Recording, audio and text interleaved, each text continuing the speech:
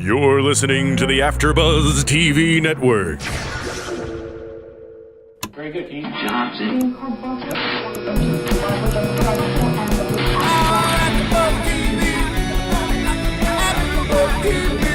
From the AFTERBUZZ Studios in Los Angeles, California, and now streaming live on Ustream, this is AFTERBUZZ TV for the game. Tonight's host is Courtney Stewart. Joining Courtney will be AFTERBUZZ co-hosts Kenny Harrison, Isabel Mora, and Curtis Taylor. We'll break down tonight's episode and get you all the latest news and gossip about the game. If you'd like to buzz in on tonight's show, you can buzz us at 424-256-1729. That's 424-256-1729.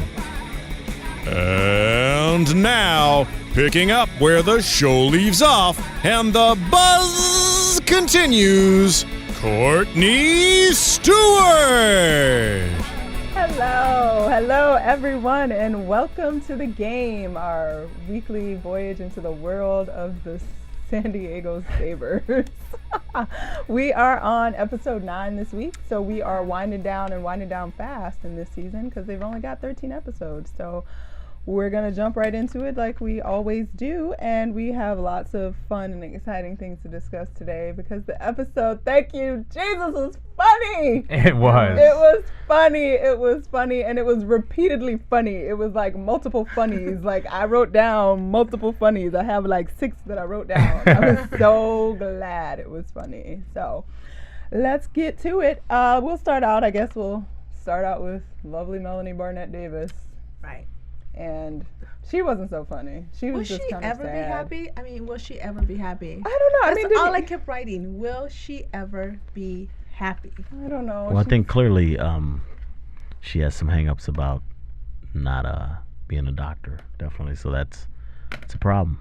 That is a major problem. For the past how many episodes? Yeah. Well, I mean, that's something she's got to work through. They live together, and she's adjusting and realizing that they're married. I mean, they're living together with that. Yeah, I think she was trying too hard in this episode because the parents were coming over, and she wanted, I guess, the parents to like or accept the husband, Derwin, more. So she went behind his back and, did, special things for, Because her family hated him. Like, they really disliked him a lot. It's kind of interesting to me that they started to like him because money was spent on them. Yeah, I was kind of like, I was not happy about how they did that because the whole point of them not liking him was sort of the stigma that was attached with him being in football and all the women and like all that. So it kind of made it discredited that whole storyline and why that existed. So you can buy love. That's basically what but he could buy love when he moved out there initially, like on some level, but obviously not the level he's on now. Yeah. But they didn't address. I don't like how they addressed. Well, I mean,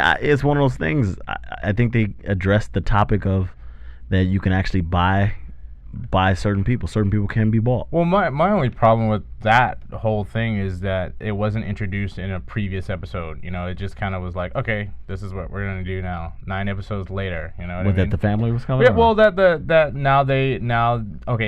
hated Derwin in previous seasons, and now all of a sudden, a couple of things here and there, and now they're in love with him. Well, I thought that was funny because it was a great setup because Derwin, he actually didn't know if they were going to like him either. And when she went to go reach for his face and he pulled back, it was classic. That was classic.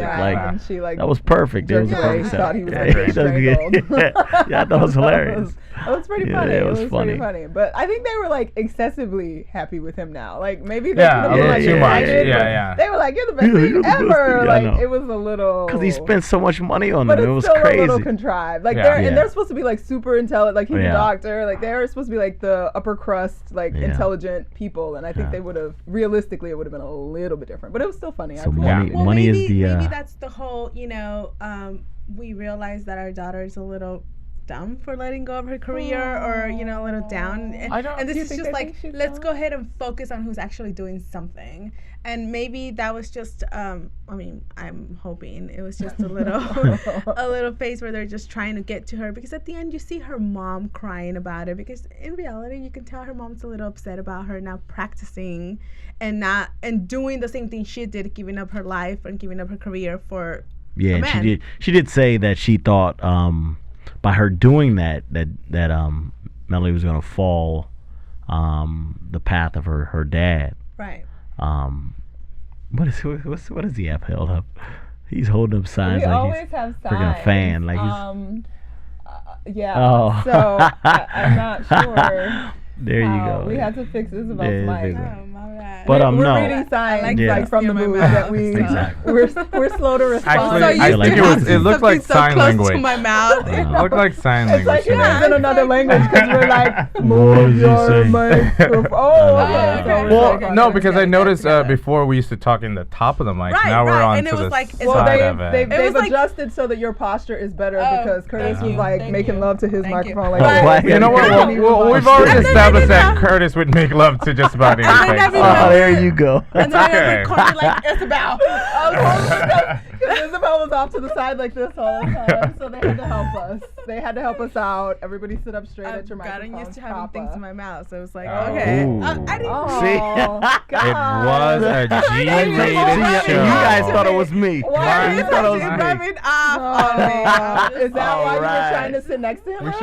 We should definitely have disclaimers. Yes, exactly. Wow. How do we go from talking about the game and being a career doctor and having married things and then talking in about our things in our mouths? We need to talk I about the don't show. know. Let's bring it all back. After folks. Let's bring it back as we can see Melanie's walking around the house. I do Put kind your of feel like shorts. she's not doing anything. No, she's really not doing it. I mean- And I also, because I'm like catching up with the show now, this is the first time I've actually seen Jason and Melanie in the same scene. I just, for some reason, They're rarely in the same scene. together. Yeah. That's so true, I was say. actually, I was like, Good job, Ken. Yeah, you're Well, very I'm- observant. I was like, Thank you.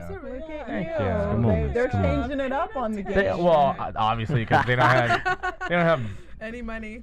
That's true. Yeah. But I will say that. Oh. All right, I don't I know. like that bumper. That was interesting. I didn't hear what he said. So I don't know. Yeah, Melanie Not doing is anything. okay. So she's not doing anything, but No, I mean, she's the president of the Sunbeam. Sunbeam. But that I mean, Even her mom was like, "Oh, that's nice." What is that? It's What still is that it's still really? attached to the game It's to the attached to team. the- She but was do like, you? "Oh, But it's I mean, do you attached to the think team." like I mean, she does get a little emotional, and her mom's emotional. Like I mean, we talked before about whether or not it was even possible for her to really do anything with her medical career and actually have a successful marriage. Like, do you think she's making a bad choice by not Yes. fulfilling her career goals? I don't. And- What I don't. I'm sorry. No, you go first. What I don't understand is why can't she be a doctor? Right. Like, Well, I Well, think the issue was that where she was in her doctoring career, she would be a resident, I guess, is the first level. Yes, And in yes. terms of the commitment, like that's sort of life. That's all you're doing. It's almost as much commitment as being a football player. no, it like, is the same Well, that's what I'm commitment. It's the saying. same So commitment. that would just separate them that much more. And when you're starting a marriage and you're trying to build a marriage, maybe that's not the Yeah. best idea. So her plan is to actually She, go I don't back. think she has a Yeah, plan, she don't honey. have a I think plan. maybe that's the Yeah. problem. Like You know what's maybe she tough? should get a plan and be like, I'm gonna go back in 3 years X once amount of things have time, settled right. down and like Right. whatever. And they're also, I mean, even I'm assuming in real life when you're not working, you're not really don't have responsibility. Things are just like, oh, what do I do now? You're just like watching Yeah. paint dry, And I feel like that's why and it shows it on the show, like Melody is like the least important person on the show, Right. or the Yeah. character. Right. She's the least that I really, And she's you the know. messiest because she's got too much time on her Exactly, hands. exactly. Right. Whereas like Tasha Mack, she's she's working. Everyone's doing something except for Melanie, and it's just like, oh well, And she's the only one that's married. She's shopping. But She's she feeding her husband. Well- she's supporting the Sunbeams. You know, I and actually doing feel I fundraisers. actually feel for Melanie I as do as too. I a feel as a bad. athlete's wife because That's good. No. I didn't say I empathize. I didn't say I empathize. No. Hold on. Something that I didn't know about. No, I just have a friend. He was just putting himself in her shoes. Exactly. It takes a real man to feel a woman's shoes. All right. These pumps hurt. You should try them sometime. The thong is really. I got on 4 or 5 inches. Did he say his thong? It's riding. I think that's too much information. Is it TMI? Let's go back to your empathy. I know. I think Kenny kind of converted me a little bit. You see, we kind of like. Converted you? To what? Wait, no. Wait, hold on. I've known Kenny for a long time, and he wore pumps or thongs. No. I don't know what you're talking about. Can I finish the sentence? No, I don't think I want you to. Okay, well, this is going. It's making us You're making Kenny a little hot. I feel like we're no, I'm not hot. We're wearing like. I'm just nervous. We're wearing I'm nervous for you. Actually, I'm nervous too because I'm like, wow, how did we put our clothes together? Like. We're kind of like what show? They have a symbiotic relationship. Yeah, exactly. Something's happening. We noticed that Curtis is in the white jacket. He's got a white hat. Okay. Kenny's got a gray shirt and he's got a gray hat. And he has gray thong on or something. No, he has red panties on. Yeah. Actually, they're polka dot. See? Red and blue. Okay. Yeah, he's red and blue. So, see? yeah. But see, that's the thing. No, but that's the thing. I feel like we're kind of like. And you wonder why this show runs so It's long. like 2 hours. We're talking about your polka dotted underwear. Let's go. But anyway. Okay. No, I feel for an athlete's wife per se because being in that position, it's got to be very difficult. I mean, you can't like, especially if it's a like people that are star athletes, it's a little different. Yeah. Because they stay in the same. They stay in the same place. Same place. Yeah. But when you have like a journeyman type athlete, it's very difficult for that wife to even hold a job because they're always packing up or they don't know when they're going to leave that particular city. And go someplace else, and it's kind of difficult, meeting friends, having friends, and stuff like that because everybody's, it's a challenge. So I'm looking at that, and I'm thinking, there's also wow. like a lot of other variables. I mean, like an athlete's life is not guaranteed. I mean, he can get injured, and that could be the end of his career. And he can be 24, 25 years old. Yeah, but so it's his life. It's his life. But she has to. But I mean, look at Kelly Pitts. She signed on for the life with Jason, and look where it's gotten her. I agree with you. Yeah, that's why. But, that's why. At the same time, I feel like they should have something to fall back on. And that's hard for especially in that the athlete. If he gets hurt, it's him. Like it's him.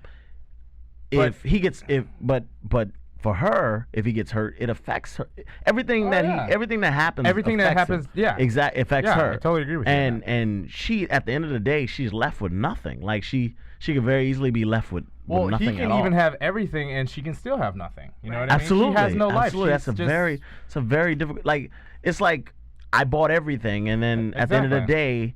What do I have to show for being your wife? Exactly. I don't have anything. But when is it okay to be a stay-at-home mom? Just when it's an athlete or just a regular worker? No, it just depends on who you are as a person. Here we are talking about like, well, if he gets injured and he stops working, we feel bad for the stay-at-home mom. So well, because see, a stay-at-home mother, it's kind of one of those things where,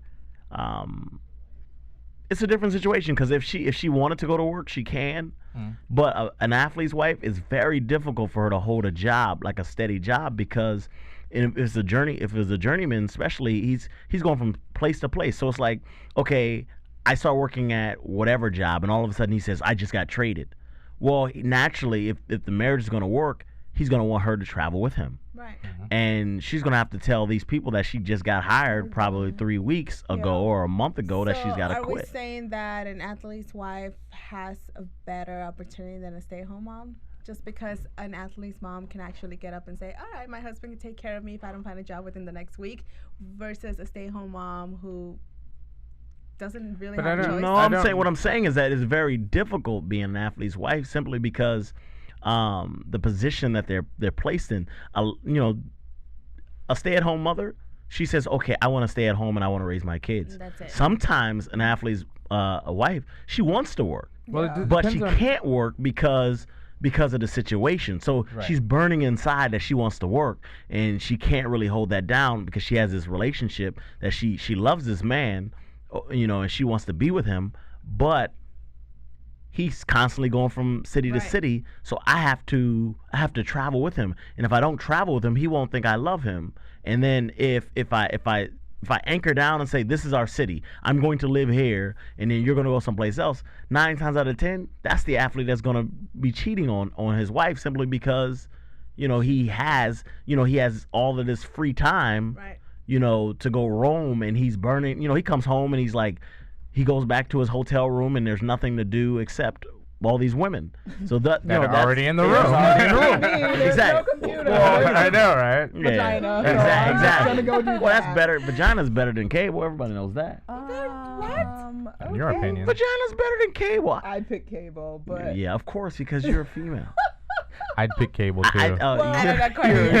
You're a female too. I'll choose vagina too. I wouldn't pick vagina. Yeah, exactly. I've been home alone with cable, Oh, and I've been there's like, that this is track. boring. We're off the track. Exactly. again. Is he? There Boy, we go. that's wow. No, I'm saying all of us are drifting off track. No, she wow. Nowhere. But you didn't hear what she said. I'm totally. I'm tuning out She said, I all like the unnecessary sexual innuendo because this is a G-rated show right now.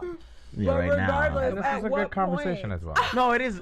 I agree, but my question for you guys is that how much of yourself is okay to give up? Well, for see, a and know, this is that's an the interesting. question. how but do you draw that This line? is do an you draw the interesting topic because I actually know a gay couple that and this is totally like the Cosby Show. One's a doctor, one's a lawyer, and they want to start a family. Mm-hmm. Now, who stops? who has to stop working to support the build family, that the family. children, to basically build the home? Yeah. So and I think excuse me, in that situation, it really takes both of them to sit down and say, look, we're both successful, doctor, lawyer.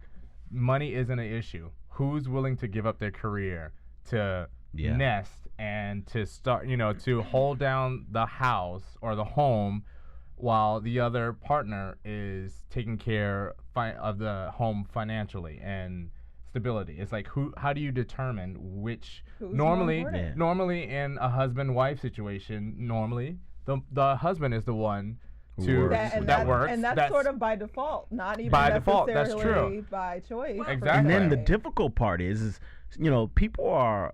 I mean, you got to be careful who you give that up to, because essentially what you're doing is you're giving up power of yourself, and you're giving up power to the financial. You would hope that the person that you're giving that up to won't yield that power and say, look, I'm going to do whatever I want to do to you. Whatever I say goes, because I pay all the bills, and you're going to be subjected to me. But you hope that happens. But there's also the other half that is willing to take care of you and the family. That's what I'm saying. Like, sometimes, it's a very difficult, scary situation, and I feel for a lot of these women, because they're put in situations where they may even know that he's cheating, but they have nothing. See, because everything that they've everything that they've ever done, like Melanie, she's invested so much into Derwin that eventually he could cheat.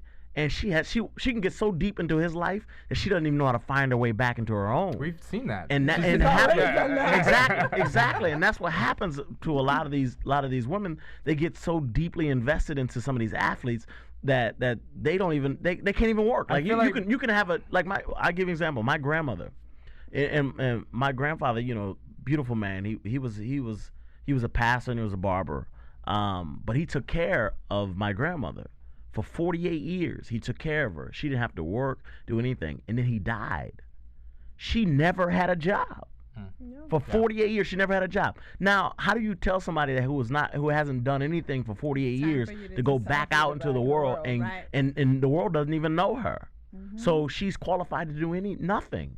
And that's the same thing that happens in these situations, that they have to say, I'm going to invest everything into this person, and then at the end of the day, I may not have nothing to fall back on. And if he's ignorant or if he's a power monger, he can understand that fact and say, if you don't like it, you can leave. Well, I think in my situation, you have to agree on a time frame. I was in a situation where I actually went out and I left the daddy and the baby at home till he finished school and took care of the family. But we had an agreement. Mm-hmm. This is how long this is going to take. And then when you're done, you go back out there. Absolutely. And that took a year and a half into the making, and it was stressful for him as a man. Of course. In society, that's not something he was probably scared too. Right. You could breach it. Well, you could have breached the agreement. I mean, very easy. Not only that, it's the whole, again, going back to in society, that's not something that happens in everyday life. So here I came home to a man that wasn't only not working, but was taking care of a newborn and was feeling very depressed at the fact that your woman's working for both of you. Absolutely. But at the end of that, it all, it was an agreement we had. We're going to do this. We're going to be a couple. We're going to make a family. We both wanted a family. And when we're both done with that, we're both going to look at each other and be happy about it.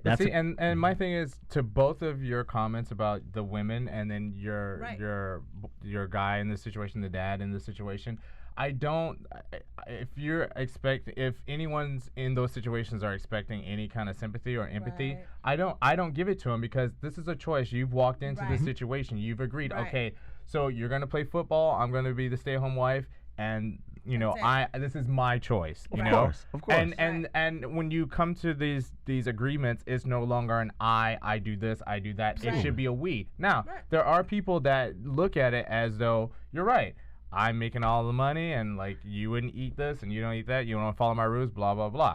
Now, do I feel sympathy for the other person in that situation? No, because still, again, you put yourself in that situation. So. And I don't. Courtney's looking at me like this. I think it's a little. I don't know. To say that you don't feel any sympathy, because the bottom line is, I agree that it is your choice, and that you have to live with whatever that choice is, which is why many a times I've said Melanie needs to find Buddha. But the fact that you still. You get into a situation where you make a choice to support someone else, and the bottom line is we're still all human, and just like with the choice to be in a relationship is a risk, period. Absolutely. Right? So when you give up so much of yourself and what you were planning to be or aiming to be to support this other person in their growth, you're doing that for us, but us doesn't always last, and us isn't forever. So that's why us may change to just me. And us change, and perceptions of what us is can change for people. And even though he may not be the man that is like, this is mine, and I made this money and whatever, to believe that money doesn't wield power in situations like that, it can be completely unsaid, and it can be completely unintended, and it still can cause friction and unrest and cause pain for another person that wasn't necessarily intended. So I can't say that I can't feel sympathy because they made a choice, and we all make choices and crap happens, life happens. Well, my thing is and the whole first season with the whole Kelly Pitts, and she always said, I'm unhappy, I feel like you make your bed, you lie in it. Not saying that her being with Jason was a bad thing. She just I think for a lot of women or whoever in these situations, you take on that responsibility. You kind of already have a perception of what you're getting into. You know what I mean? So, and I'm a firm believer, if you're unhappy with something, then fix it, change it. So then do you blame people because it actually happened, where do you blame a person like Shawnee O'Neal? No, really. No, really. Do you blame a person like Shawnee O'Neal who knew that her husband was doing those, doing things outside of extramarital, having extramarital affairs, and she was taking some of the money and she was putting it off to the side? Yeah, is that do you blame her for doing that? I don't. Oh, I don't either. You know why? Right on to her, because what? If she knows about it, she has proof. Now, technically, she's stealing, but actually, how is you do blame her. Finish. Let me finish. Let me finish. It's not. No. Let me finish. I said technically it's stealing. Why is it technically stealing? That's their money together because they decided. And I'm going to say, I don't think it's stealing. I think it's deceitful. But I don't think it's stealing. Okay, yeah, that's the word I should have said. Yeah, it's definitely deceitful, but it is not stealing. Not at all. Yeah, because in that situation, she's a smart woman. That's what I'm basically. Yeah, it was. That's not what you were trying. Well, no, I was getting to it, but I got cut off. Well, I got okay. So in other words, you think in a situation like that, you think it's acceptable for a woman to for that situation? Yes. in that particular situation, knowing that she knew she had proof that he was going outside of the marriage. Yes. So what happens if he's not going outside the marriage, but he's power tripping? Right. Is that another situation? I think that's a different situation. Because there's men out there that say, look, because technically, and if you want to go like by the book, he hasn't done anything wrong. Yes, he has. Yeah, okay, because there's men. There's men that actually they'll come home with bags and bags. Let me tell you, they'll come home with bags and bags of clothes and shoes for themselves. And when she decides she wants to go out and spend, they'll say $1,000 on shoes. Yeah, they're like, what you doing with that? What you need that for? If she's smart, she has her own credit card. Yeah, but it's his money though. He's paying the bill. Right. So because he's paying that bill, he's gonna see that she bought some. So what do you do? Is it okay for a woman in that situation to start hiding money? Yes. Take it, hide it, put it in your mattress, in your bra, do whatever you have to do to keep it. Oh, wow. Hey, and that's why the situation is different. In the end, you're not stealing because it's your money together, because you're doing your work that y'all agreed to, and he's doing the work that he agreed to. It's just a shame that you have to be like that. I agree, that's what's so scary about this situation, and I think everyone should. If I'm an athlete, professional athlete, I would want my wife to work. Reason being is because I want her to have a sense of self. Yeah. I agree. And I think anybody that says, "No, I don't want you to work. No, I don't want you to work. I'll take care of you." I think you got to be leery of. I think you got to be leery of that situation. I not necessarily be like scared of it or totally against it, but you got to be leery. A flag's got to go up, because the thing is, anybody that says that to me, I feel like they're it's one of those things where they kind of want to have all the power, and it's a very dangerous situation I would for think someone. That there's a very select few people that actually are saying that and legitimately just wanting to be the person to take care of you. Exactly. But do you think that is actually said like, oh, I'm the professional football player, I don't want you to work? There's definitely athletes that tell their women, no, I don't want you to work. What do you need to work for? What you need to work for? You don't need to work. You could just take care of me. All you have to do is just, you just take care of me, everything I need. And then she said, okay. Yeah, I mean, obviously there's some. I mean, and then he goes out. Melanie is actually probably more rare, like in terms of the fact that she completed an education and completed a freaking doctorate. But like, she's that's still not doing anything. But at least, if nothing else, she has her education to go back to. That's true.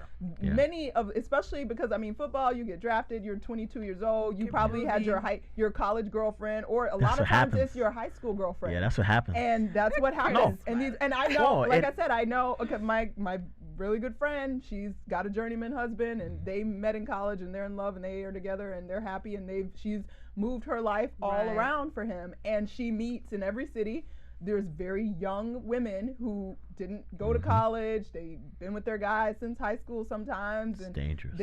They don't, and most people aren't the most aspirational, like motivated people to begin with. Yeah. So if you aren't that to begin with, and then all of this is coming at you, and they're like, I'll just take care of you. You're gonna have babies, and you fall into that, and it's not even necessarily a conscious choice. They fall into it. They live this life, and then suddenly the life is gone, and it's like, well, what am I supposed to do now? Yeah.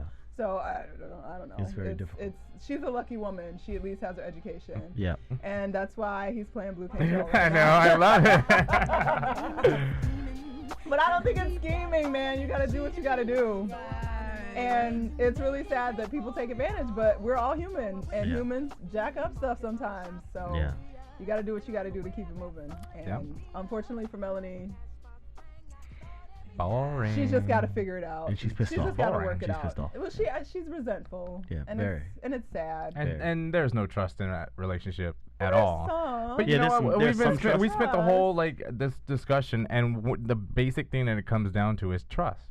You know what I mean? Trust that your partner is going to be there for you and got your back and not going to cheat on you when you go traveling, when that person goes traveling for football games and you're stuck at home with 5 kids. What I see is that they now you have to go and take $5 every paycheck and put it in a box. I wouldn't and hide it underneath them. I wouldn't take 50,000. and hide it underneath them. I'm just saying. The numbers are. I don't see. I have to steal from my own savings account, so that's bad, guy. I see it more. I have no one to steal from. I see it more so as that they really. I'm sad. I don't. I agree with you. I sure do. Curtis, are you available? I agree with you. I'm not available. Can we flash my email address? I don't know. Curtis probably believes in prenups. So I do. That should be special topics, actually. I do. That should be. I think if you're smart and you have something, I think you should. You want to protect it from the person that you're becoming one with. Exactly. Because you're not really becoming one. No. I think you should protect. If you have something outside, you're becoming one, but just in case. No, I think if you obtain a certain amount of things outside of that person, then I think at the end of the day, those things that you acquire before them, I think it belongs to you. But you can't trust that person if, in the event the relationship goes south, that you can't trust that person respects what you were and what you had. Man, come on, man. Divorces are the worst. Yeah. Divorces are the worst, and I believe people go into a marriage with an idea, but when they leave it, the idea is totally different. Totally different. So she can say, "Oh, what's yours is yours and mine," and vice versa. But when you're divorcing for a reason. So if you get a divorce, that means they're pissed off about something or something didn't work. And I guarantee you, they're not going to be like, "Oh, that idea that we had, in the beginning about our marriage is still intact." No, it's not intact. It was violated. So therefore, if you're smart, if you're wise about your business, you get a prenup, and then you enter into the relationship on a now I believe in whatever I obtain in the relationship, we split. But I don't believe in before. I don't. Well, I just have two comments. Number one, my people aren't allowed to marry, so I'm not even going to discuss that. You are in where? Massachusetts, okay, Iowa? not in California. Number two, I don't believe in prenup. That I think prenup. Well, let's get married, but just in case this shit don't work out, here, I want you to sign this paper. No. How does that sound? I don't. See, that's smart though. But the whole institution of marriage is you and me forever and ever. Absolutely. Absolutely. And I honestly think that people should say "till death do us part" or "until we get a divorce." I think those should be. I think because let's be honest, that's what it is. Yeah, I mean, absolutely. I think they should say that. Back in the day, since you were talking about your grandparents, my grandparents were married for years, and they died married to each other. And along the way, they've had their problems. But you know what? They stuck it out because back then, that's what they believed. Absolutely. You are married to this person. There's no divorce. And I don't care if you agree. have That's to. the key word. I love how both of you talk about your grandparents. Can we all talk about our parents now? Like, when did that change? Well, because here's the thing. Here's the thing. Okay, well, here's the thing. My parents aren't. Back then, sometimes men would cheat and women, they knew it. They're like, I know. Hold on. They're like, I know he was out there doing his thing. He had little girls, but he didn't bring it home. So it's a I didn't. They took that stuff. Nowadays, nowadays they're not taking that stuff. They're not taking. Well, back then, they're not taking. You have choices now that absolutely. you didn't have back then. Exactly. Because you have choice. Okay, now he said exactly. Because you have a choice, I think you should make a wise decision and say, I choose a prenup. Well, so that's the thing. It's like it's a choice. So I'm gonna choose to protect what I had. Because I'm not. It's prenup is totally fine. You got, two celebrities that are married. They say, okay, this is mine, yours is yours. I'm not marrying you for money. Blah blah blah. But when you have like a $50 million athlete and Becky Jane on the side, and he says, by the way, I'll marry you, but you got to sign a prenup. She's going to look at him with a little side and be like, why do we need a prenup? You know what I mean? Because if she questions why he needs a prenup, that means she has an agenda. Because if you question, no. Because here's the thing. Well, why, if I'm coming into the relationship and it's not about money, then I'm not worried about your money. So if you decide you want to protect your money, so what? That's the way I see it. How is it that? Because he's not saying I'm gonna protect my body. What I'm saying is that when you go into a relationship and if you're going into a marriage, the idea is not supposed to be that you're protecting anything. Yeah, exactly. So, and I'm supposed to, if I'm this person that you trust, believe in, and want to spend the rest of your life with, granted, you can say that it's unrealistic or surrealistic or whatever you want to say, but the fact is that when you are saying you're going into a marriage for life, you're saying that you trust me implicitly, you want to share everything with me, you want to share your life with me, and part of that is, in this case, is $50 million. And but if you decide like that you want a prenup, you're saying that I don't trust that you should have access to that because that's mine. No, what I'm saying is I'm not trusting the fact that we're going to be together forever. At this particular juncture in the relationship, I'm not trusting that we're gonna be in this situation forever. Because the thing is now I believe that if you're with someone after 10, 15 years, then you can lift a prenup. You should be able to lift it. But I don't know. I think you should be able to lift it. But I think the initial years, I think you have to protect yourself. You have to. All right. I mean, I really do. I think you should protect yourself. You have to protect yourself when you get married. Oh yeah, absolutely. You protect yourself. That's just no. Crazy. I think it's fair. I think if you think you need to protect yourself, then you shouldn't be getting married. Yeah, exactly. So I think you need to protect yourself. I don't necessarily disagree that you should have a prenup, but I think that the prenup question wouldn't come up if you were actually marrying the person that you needed to be marrying. Exactly. And I think that people are not as selective as they need to be about who they marry, which is why this is an issue. That may be true. That may be true. So that may be true. That may be true. But either way. But the communication thing, I think it's more so. I don't think it's more so with Melanie and him. I think it's communication. I think that's the issue in their marriage, not the resentment. The resentment. I think it's communication because every chance they get, they never discuss with each other what their next move is. Because they're always going behind each other's backs. That's the communication. They don't communicate, and that's the problem. That's the problem in the relationship, and that's the reason why I think the relationship is going unless they get counseling.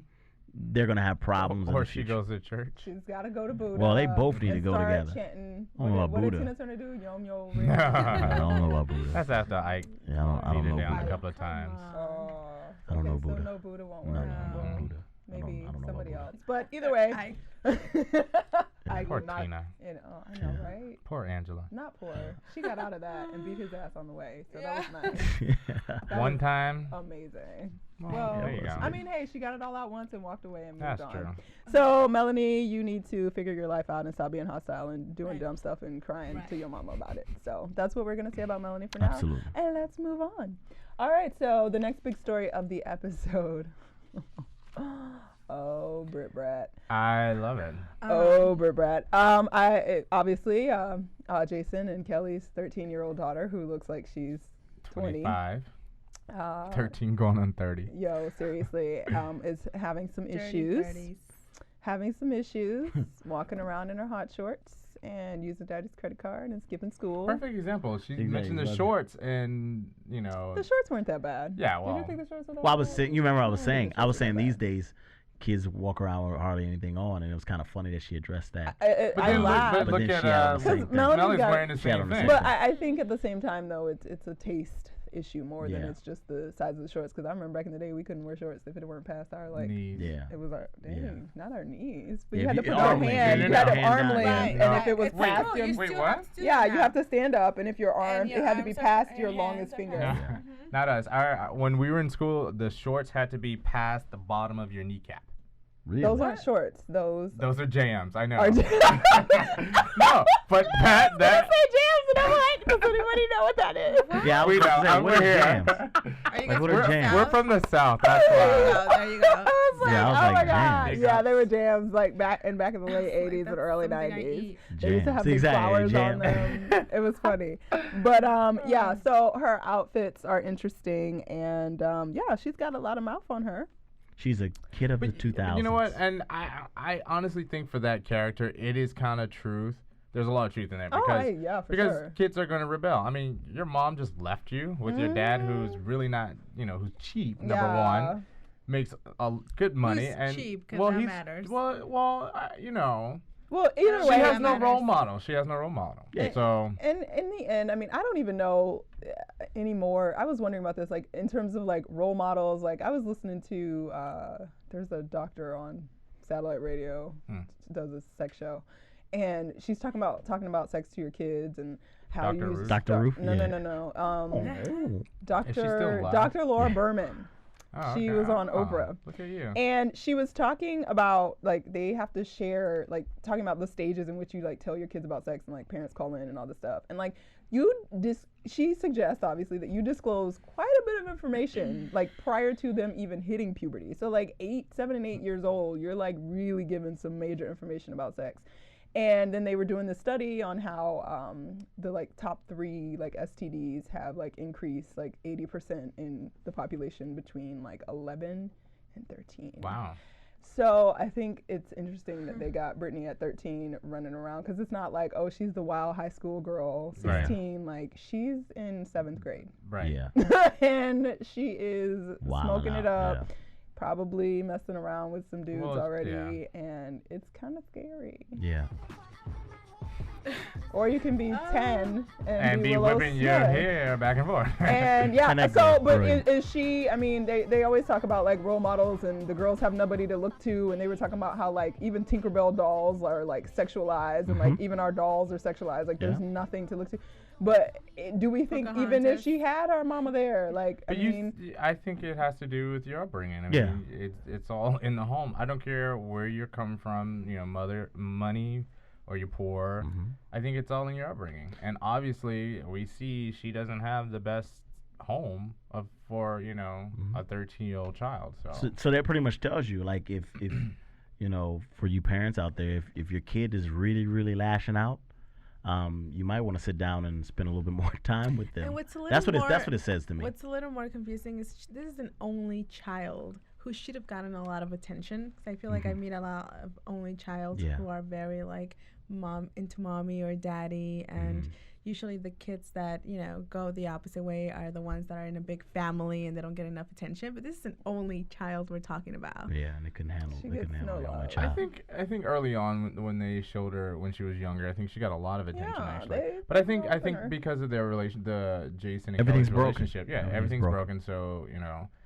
Yeah, because she clearly was like... everything's broken, and she kind of fell in the cracks, literally. Yeah. You know what I mean? So it's just like... So she's trying to say, look at me, hello. Right. You know, so she's lashing out. I mean, and also there's so much on, like, the internet. You know how easy it is just it's crazy. Do whatever you want. Porn and, like, all these other crazy... Yeah, you don't even have to pay. You don't have to pay for it anymore. Porn is, and I'm like, I didn't even know what porn was until I was like 19. I didn't know what porn was until I was in 5th grade.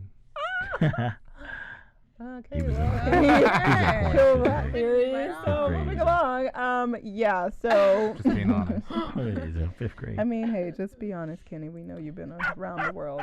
He's a dog.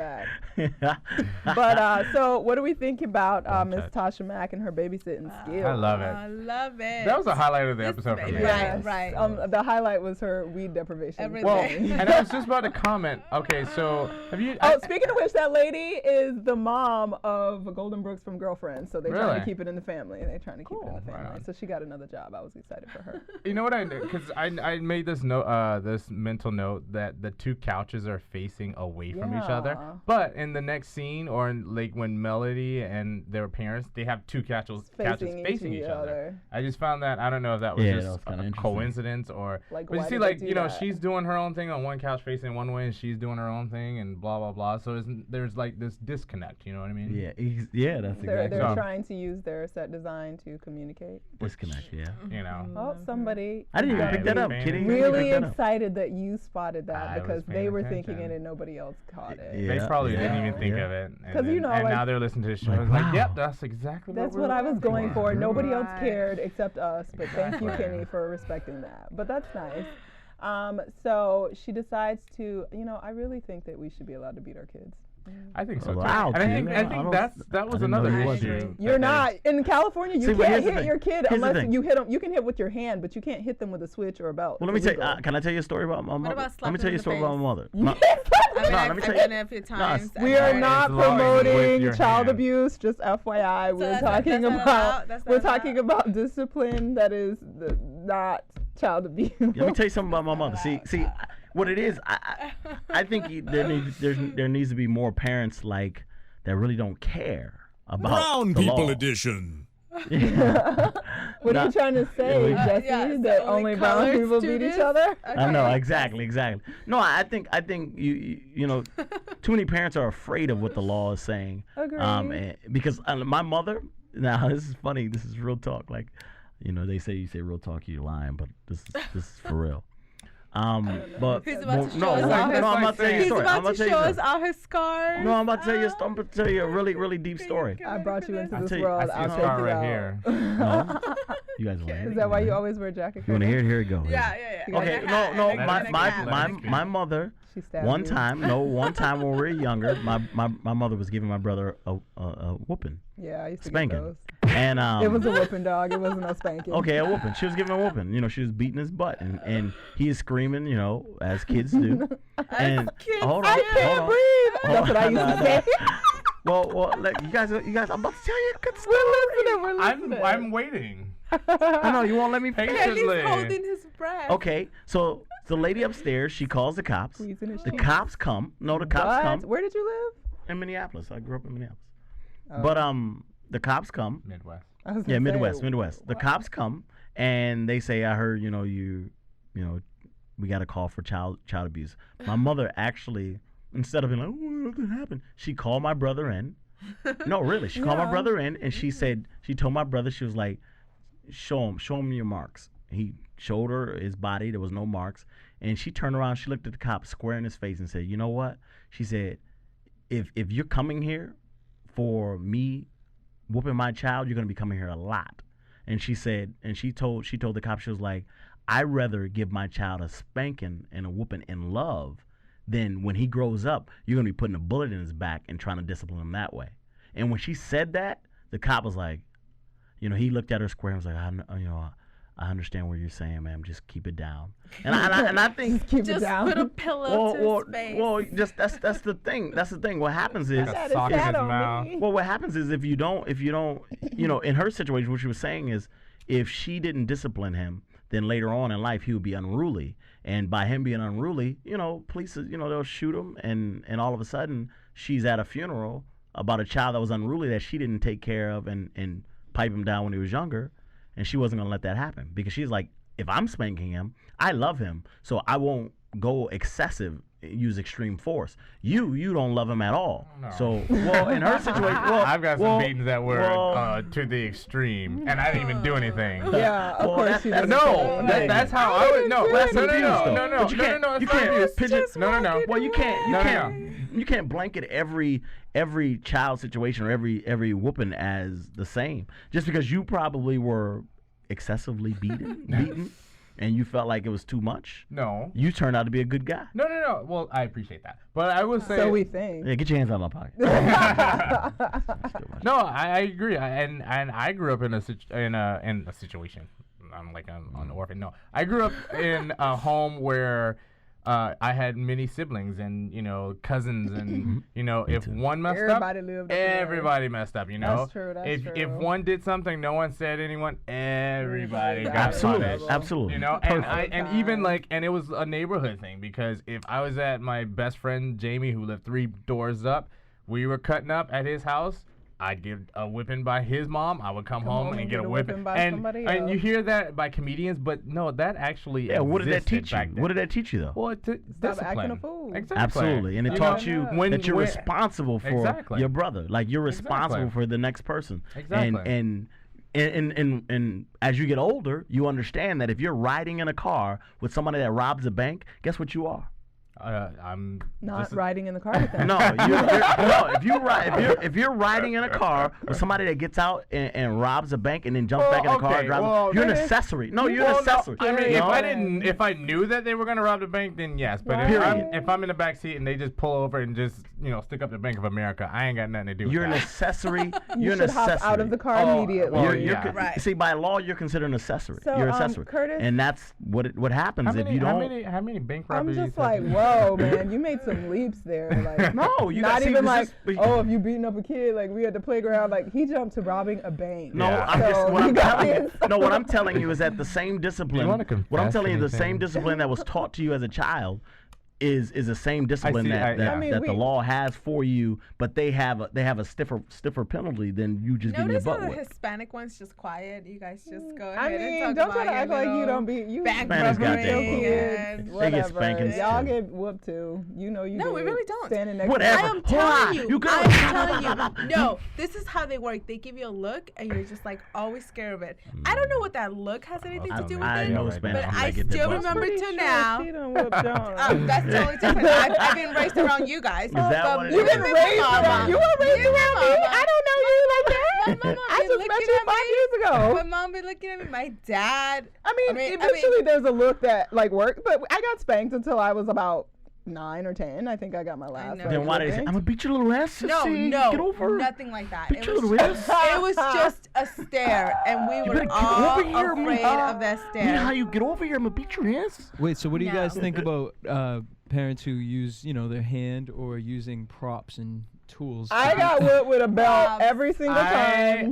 There was a belt that we used, and my grandma, when she whipped us, I had to go pick the switch off the tree in the front yard. So I got beat with items. I wasn't hurt. It hurt at the time. I used to front like I couldn't breathe because my dad, I would always try to like scramble away. My dad sat on me and whipped my butt regularly. Yeah. And I survived. I was not all messed up. I don't know if this is true or not, but I actually, I have brothers and cousins that have kids, and they have read that it's actually best to not use your hand when you're disciplined.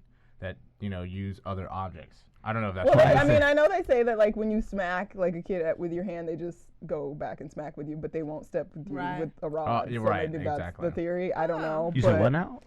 Like if people that spank like with the hand, the kid is more likely to try to hit you back because they have hands and they'll hit you with their hand. Okay. But if you're hitting them with a belt or something else, they're not going to generally pick up a belt and try to hit you with it. Exactly. But I mean, some people theorize that the violence at all is not appropriate and they're going to perpetuate the violence because they were violent. I didn't beat nobody with no belts, and I got whooped with a belt regular. So until this day, if my mother squares off in my face and balls her hand up, I'm going to cower over like okay, you're gonna ball of her face. Dang. Well, I'm just saying. What was you up to? Well, I'm a man. I'm a man now. She has to ball her fist. I just imagine her like going and getting boxing gloves, and they about to go 3 rounds out in the backyard. Mama, I'm sorry. I'm sorry. Don't hit me no more. I'm done. I'm sorry. I can't see out my right eye right now. I'm gonna mess up your left one too.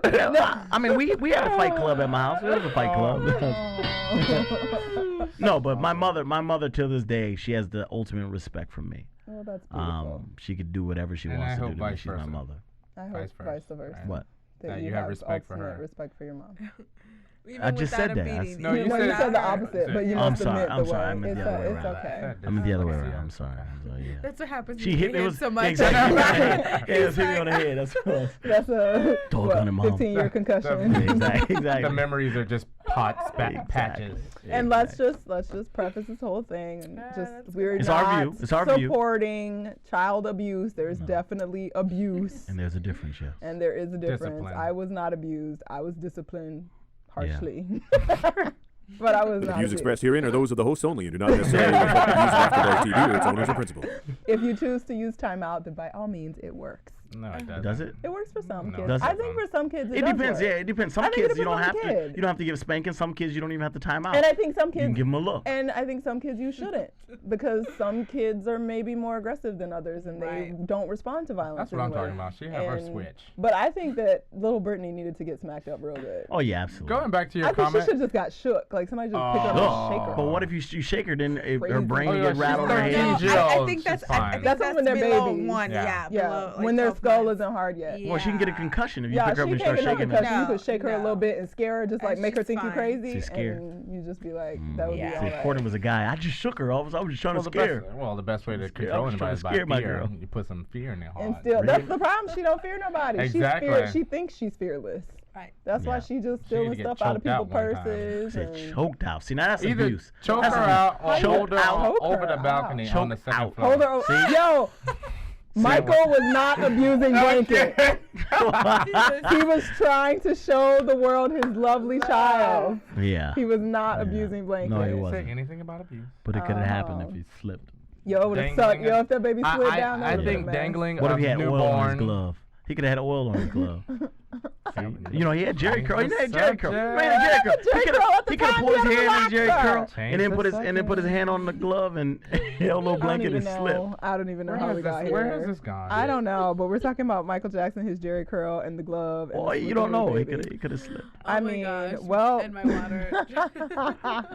Either way, Brat situation brought us comedy back to the game. So it was hilarious. Thank you, Lord, for that. Yeah. Yes. But I will say that I mean, even though I'm like happy that Daddy like got it, it was kind of cheesy. I'm quitting my job. You know what? I'm quitting my job. You know what? And I'm taking all your skanky clothes. No. That's what would happen. I would take my daughter's skinny clothes. I like the clothes thing, but I'm the job. I totally agree with that. That it was cheesy. But last week we were complaining about how just completely dumb it was. We're actually taking a step forward. Yeah, I agree. It's a step forward.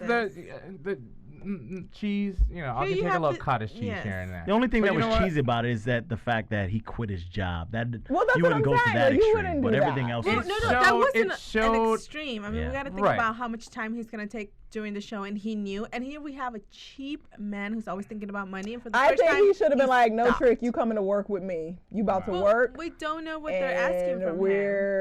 It was cheesy. I'm sorry. I mean, you could have said that, but then you would have came back and said, "Oh, no one takes your kid to work." Right. No, I wouldn't have. I mean, putting her to work. She's 13 years old. Like, I think she should be working. Like, she's 13. Really? Yes. So you think? What about child labor laws? I could work at 13. Right. I had my first job at 13. Okay, yes. well, in high school can actually work. I think you can work at 13 in different states. Well, not in Georgia. It's 15 to work. I was in New York when I was working at 13. I know my little brother in a sweatshop. In the state of New York. You was in a sweatshop. Nope, I was working at Tops International Supermarket. Yeah.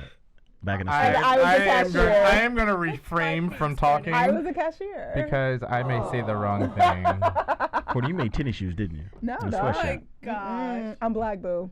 Oh, so Yeah, we don't exactly. do sweatshops. they didn't pay you. They didn't pay you. Our sweatshops occurred a few hundred years ago, and they weren't shops. They were. You said you said you lived in Georgia, right? I lived in Georgia at first, and then I moved for summer middle school and the rest of high school to New York. So you was in the cotton fields. Moved back to Atlanta. They had you in the cotton fields in Georgia? Yeah, no, boo. But I actually at 13, had to you gotta touch be in a cotton in like second grade. They for Black History Month they brought. Really?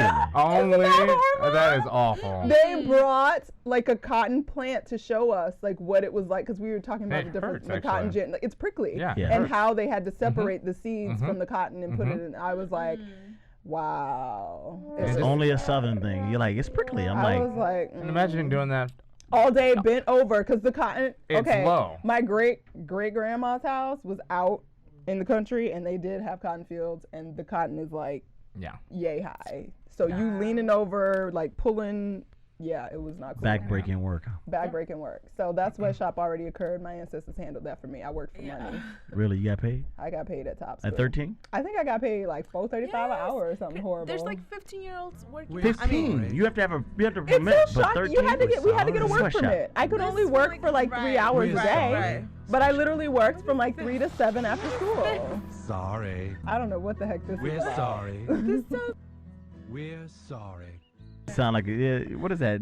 It's the white folks apologizing to us. That's for porno music. Oh yeah. Okay. We're so Thanks, sorry. Thanks, Jesse. We appreciate it. I would prefer a check though. And I'll take my acre and a mule. I can give a dang about your sorry. I got my mule. I don't want a mule now. Me and my front door. You can keep yours. Anywho. So I don't want a mule anymore. I want a Bentley. I don't want no mules. No mules. We gotta upgrade. Yeah, I need a car. I need a Bentley and a mansion. Yeah, a mansion. But we're never gonna get that. So let's go. Moving on. So yeah, Britney should just get a job and have to work and whatever. But she's 13 and she's got her daddy back. So I guess all positive flow vibes will come from the rest of their storyline. Sidebar: they have Kobe as not a regular on this show. I know it said special appearance, and I was kind of weirded by that. But I actually noticed that last couple of weeks because they would have her name. Whose name? Brittany Daniels first as special appearance, and then his. So I don't know if that was like. I don't know. That's. I don't know because on the press tour they called him a regular, so I don't know. Yeah, but he's rarely on. He comes. That's true. He's not on every episode, so I guess so. Maybe they kept his schedule light because he was traveling a lot. And what really did they have for his story? Yeah, nothing. Besides his crazy daughter. Right. And that's already over. So one episode, we handled it, and now it's done. Oh, that's crazy. And so he's going to be with her all the time because kids need time. They're just probably going to expand upon her story because. You think? Oh yeah, absolutely. Well, she's already like almost 21, so you got to get it in. Something. Right? If she's why don't they put her hair in a ponytail? I mean, I'm looking at her, I'm just like she's cute though. I think she's very cute. I mean, I think that they were going for the idea that she's trying to look way too mature. Yeah, she thinks she's grown. I mean, because I was like, really? She got the belly out and the legs out, and you're 13. I can't deal. I can't have daughters. I can't have no girls. I know another can side age note. him. It'll age a man. Another side note. He's fairly light skinned and stop it. The mom is white. You know when you mix black and white that you can get whatever. Yeah. You have no idea. You can get Halle Berry or you can get but like she's Curtis. Darker than both of them. I mean, so maybe she probably spend more time outside. Kenny, have you seen my kid? Whatever. Well, I mean, have you seen me? Have you seen my kid? Have you seen my kid? No, Kenny, I'm white and black. But I mean, you don't know what his line is, and you know, I got a friend that's black and white, and relationship. One baby is like black and chocolate, and one is white. Well, you need to get a DNA test. Well, I'm. You know better than that, Kenny. Topic. I you shouldn't have know brought better that than that. I'm white and black though. Sure you are, Curtis. I am. Curtis. Yeah, you sure are. With what? With that white and black jacket. Colorblind. Anyway, I was just making a casting comment. No, that's perfect. I mean, you know. I don't know if it's now perfect. The only thing is she could have blondish kind of hair. She looks because like she would be mom like is Puerto blonde. Rican or something to me. Like she doesn't look like she would be mixed with black and white. But you don't think she's mixed with black and white? I think she is mixed with black and white. I don't actually think she's mixed with black. I think and she's white. mixed with black. I mean, maybe, but I don't think so. Because I have a I'm sister. pretty good at calling that. I actually think she looks like she's married with 2 kids. That's my opinion. I have a sister that's black and white, and she's darker than that. She's what, 17. Yeah. Going on 30. Yeah, I have a sister that's black and white. She's darker than that. Okay, I'm not talking about skin tone. I can recognize that skin tone can go whatever. Her features don't look my African American sister, and my white to me. sister doesn't have Caucasian I'm features. just saying. And she's I'm not mixed. expecting Caucasian features. Those aren't necessarily black features to me.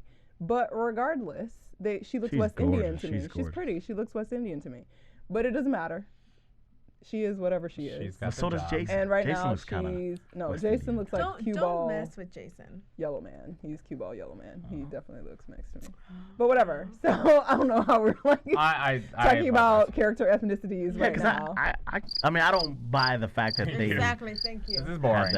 Boring. You know, we don't need to buy it. I mean, it is what I brought it up, so I apologize. Yeah, I apologize, everyone. Please. For taking the conversation to hell. I'll take. Anyway. So extreme. And then he quits his job. She's like fakely emotional about it. And fakely like, emotional. I mean, she tried, whatever. She's, shocked. Daddy, really? You're going to be with me all the time? Yay. Dad, don't do it. Don't do it. She's thinking. This is great because she's glad because she has her moment. Less money.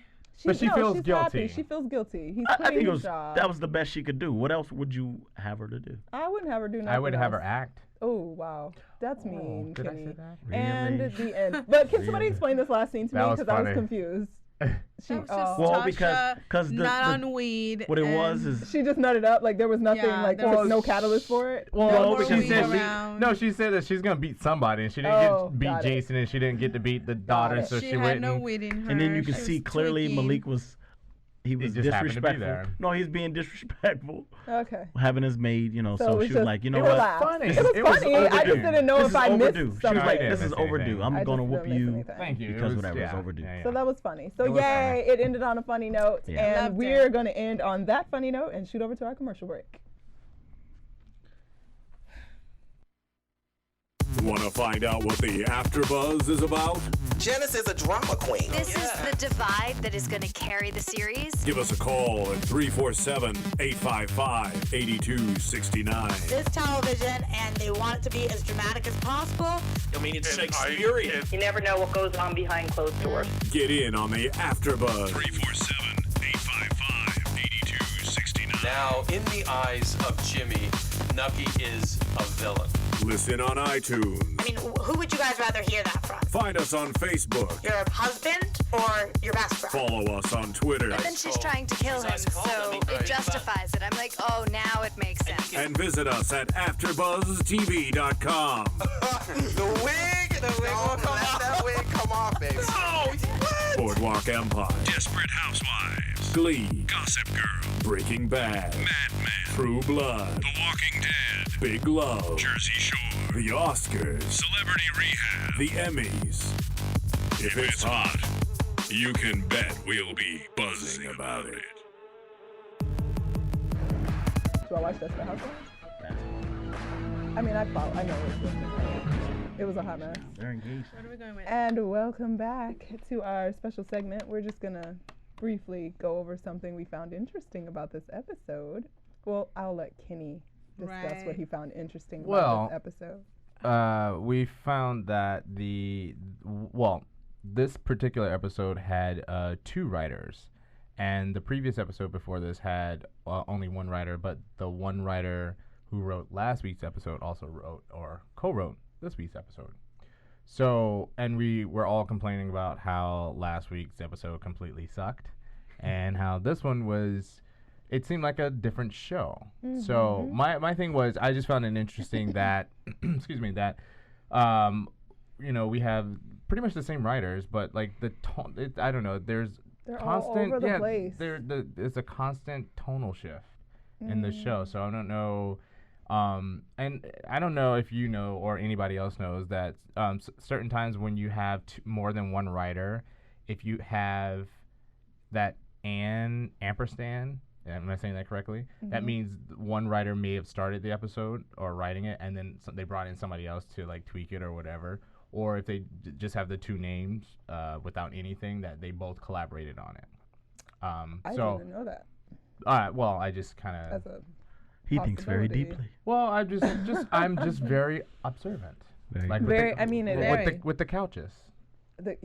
Of course. I wonder why you noticed couches. But because I'm thinking about sitting. Of course, but I think that either way, whatever it is, however they pulled off this week, they need to do that again. Yeah.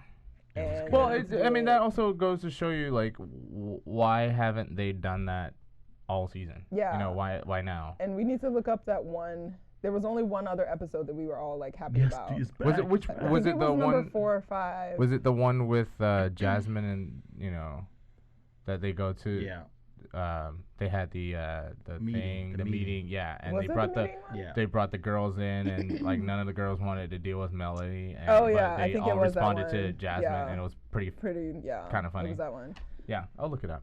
Yeah, so we're gonna look that up for next week and figure out if we can use our deductive reasoning skills to figure out how they can make the show continue to be as good as it can be, because obviously it can still be good, because today was a good day. Right. Yeah, and I loved it. Yeah, and I think that we spent a lot of time saying, oh, well, the production, they're not in the studio, blah, blah, blah. But obviously it really kind of doesn't matter because it actually was fun and we all laughed. Mm-hmm. Right. It resonated and reminded us of yesteryear. Only one slight problem.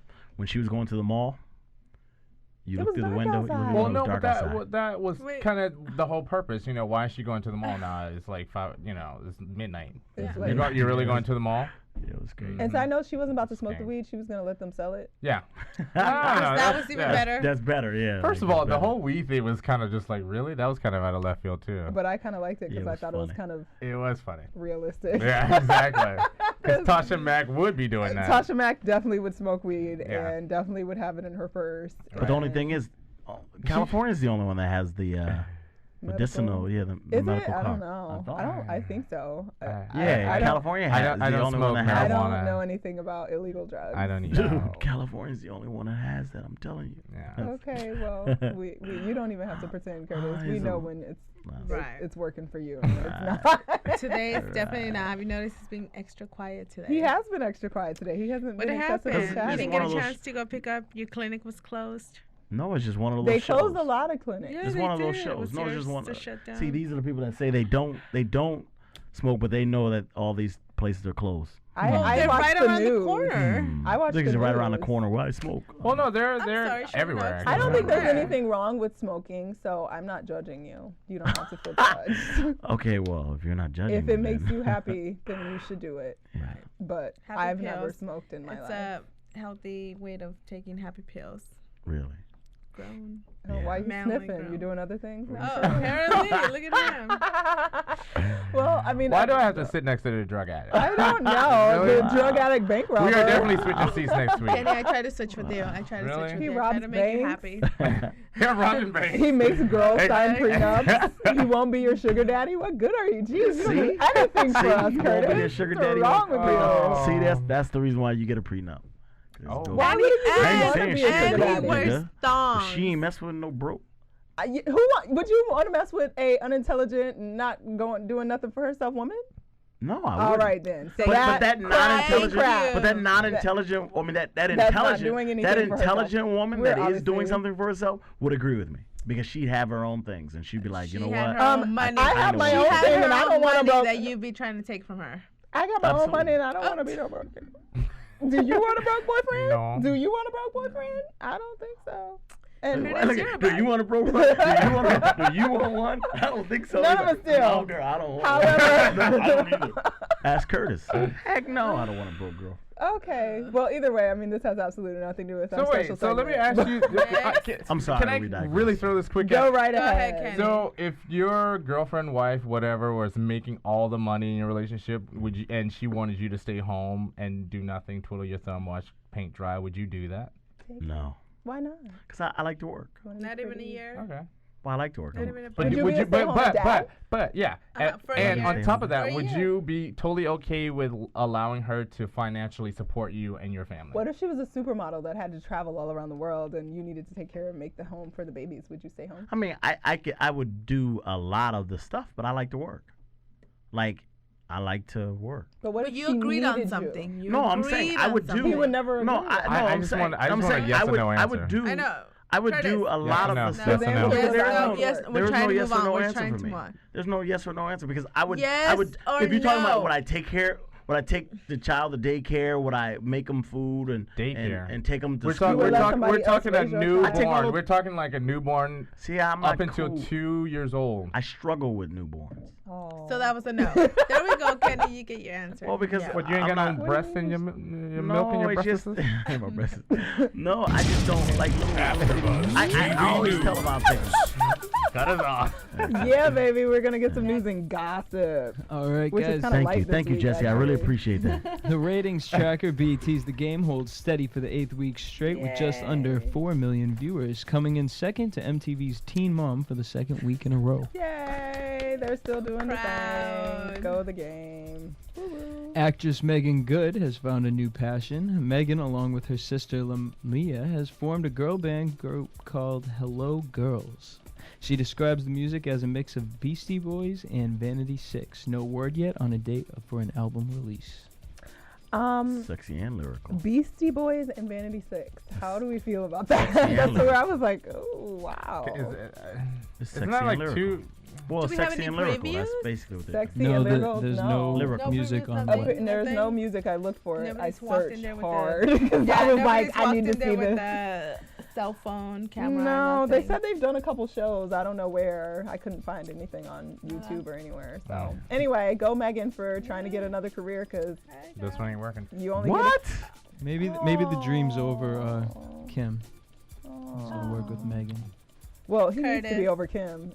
No offense, anybody that likes that song. I like Kim, but no, I wasn't feeling it. I can't wait to see the video though. I think that's gonna be looking like Nicki Minaj. We've been getting a lot of pictures. Yeah, the pictures are exciting. I think videos will be shaded cool. hair and long nails. Who are we talking about? Kim Kardashian. Kim Kardashian can't get. You missed the joke. Next. Moving it on. Next. Okay. Or she has a song.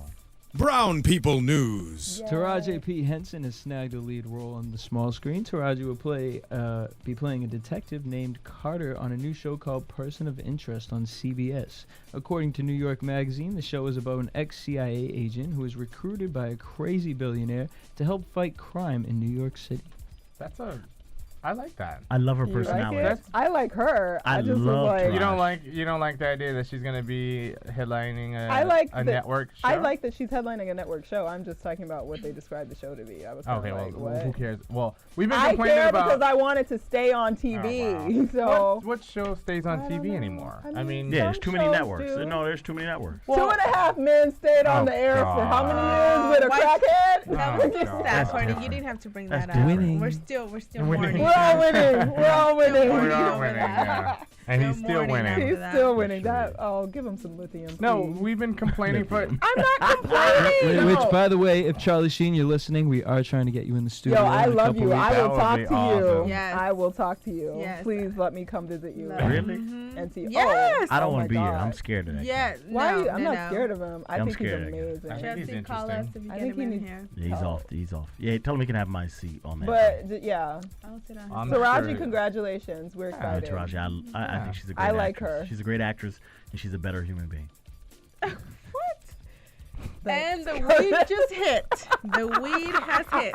No, I actually. The high. No, has I come actually got along. an opportunity to meet her. I got an opportunity to meet her, all that she has caramel great. brown. Oh, she has a great spirit.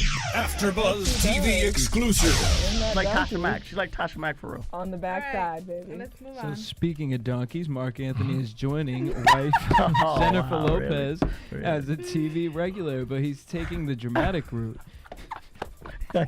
Wow. The Grammy-winning salsa star will become a cast member on TNT's Hawthorne, playing a police detective, Nick Renata. He appeared as the character in 2 episodes last season. The medical series that stars Jada Pinkett Smith as Christina Hawthorne, a hospital chief's nursing officer, returns for its 3rd season in June. Yay for the Hispanic land. I guess. You don't care. Okay. No. Yeah, Puerto Ricans don't care. Wow. Really? Right You know, this is really interesting. Is that as well, they're from Africa. I don't care. all these cultures. No. Really? My thing is like we have these cultures, and then we have these subcultures, Intercultures, yeah. and then we have these subcultures of these subcultures, and we can't be happy for the ones that are supposed to be. I'm happy for them all. No, but your happy. comment, I oh, just don't Puerto care. Ricans. That's like me saying, oh, girls with afros. It's the same thing. No, it's the same thing. What's wrong with my I'm just. It was. I looked up and you just happen to have an afro. But I'm just saying, it's just. Your head has to be blown out. in It's the like back. people with bald head versus, we're both black, but that's our subculture. It's like, why can't we all get that along? you both are killjoys for the exciting brown people news. I would like for you all to speak at this moment. Go to hell. Expect that from me. Wow. I was just making. I think you both suck for those comments, and we're just going to be excited. Let's repeat this again. Mark Anthony, congratulations can turn for off my mic bringing now. your Puerto Rican-ness to Bringing television your because we need more your Puerto Puerto Ricans Rican. just like we need everybody else. Moving on. Yeah. You say skeleton. Yes. Bringing your skeleton. He is thin, though. He's very thin. Stop. Bringing your skeleton into the So, singer Sierra has made her way to Vancouver to film in a guest starring role on the CW series Hellcat. Who cares? Okay. Why can't you But I'm just saying. Because she doesn't have a Wait. Because Sierra she got doesn't dropped have from a her fro. label, and she's been doing this reality show. At least she's on something legit got on something TV. legit. It's because she doesn't Who have a is fro, Sierra? right, It Kenny? has nothing to do with what color she is. I don't. Okay. I've never been a big fan of Sierra. I'm Okay, sorry. you don't have to be a Sierra fan. People, y'all ruining the brown people excitement news. God dang it, we just happy that a brown person is on another show. And you gotta hate on her because you ain't no fan. Nobody cares if you're a fan of Sierra. Okay? You're defeating the purpose of this segment. Her nose is Sierra, Brown people news. congratulations for getting on Hellcats. Good luck to you. I hope that you are not wearing. We'll see you in that one episode. I hope that you're wearing diapers. Courtney's looking like Robin over there. Lord have mercy. Looking like Robin over I there. can't even. Wasn't that? I don't even. I don't even know. We need some Well, real we don't. exciting. We need some real exciting. So brown I'm people just news. Okay. hoping she's wearing a diaper. Sierra used to be on this. I can't even. Man, she's I can't bad. even deal. Sierra's a When good-looking she- girl. See, this She is used to why. be She's a herself. good-looking girl, and This she's is a why- nice. She's I mean, a very there's nice no- girl. Who I'm didn't pee sure on Somebody she's told very me. Somebody nice. told you me didn't this used to be on week. yourself? Somebody, She used to You be didn't used to be on herself. yourself? What are We, what are we this is talking her about? grown. Can we not talk about when that? she We was don't know dating her Bow like Wow, that. We don't she know her used to that way. pee on We herself. don't know that is the Really? truth. We know that is Is that gossip. allegedly or? All right, That is and that's your alleged. AfterBuzz That's Celebrity Izzy. Gossip News for the game, Season 4, That's Episode Izzy. 10, Tuesday, March 8th, 2011. I don't. That's know. Izzy's view right there. Cause So I okay, don't know. we're not even talking about that no more.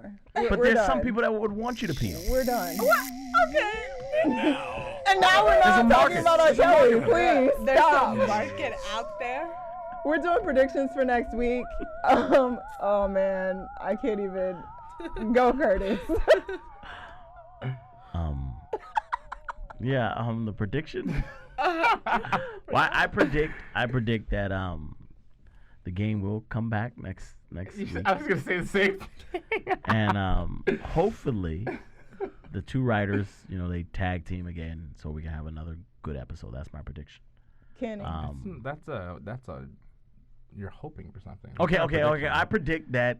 This is why I don't do shows with brown people. I don't know what the prediction. Like I really don't know what the game. Because see, sometimes the game is all over the place. It's just your prediction. But see, but the thing is, it's funny because they even show you what's going to happen, and you're still kind of like, oh, okay, I don't know what's going to happen next. Okay. All right. Well, Malik's going to get caught. I mean, like I told you guys before, that it's going to escalate that situation. She's going to tell her husband, and her husband's going to be a problem with. All right, Isabel, you got anything to contribute to this? I was hoping I would go last. All right. On that note, we're going to close it down. Can I get up out of here, please? We're closing it down. Thank you for joining us this week. We look forward to you next week. And hopefully we will have some positive brown people up in the studio to talk about exciting brown people news. No, exactly. Good night. Even Buzz kind of cramped.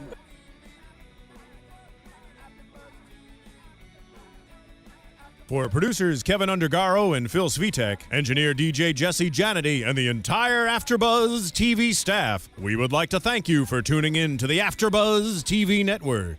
If you have questions, comments, or would like to host an AfterBuzz show of your own, be sure to buzz us at info@AfterBuzzTV.com. And you can find us on Facebook or follow us on Twitter by searching for AfterBuzz TV. Buzz you later. The views expressed herein are those of the hosts only and do not necessarily reflect the views of AfterBuzz TV or its owners or principals.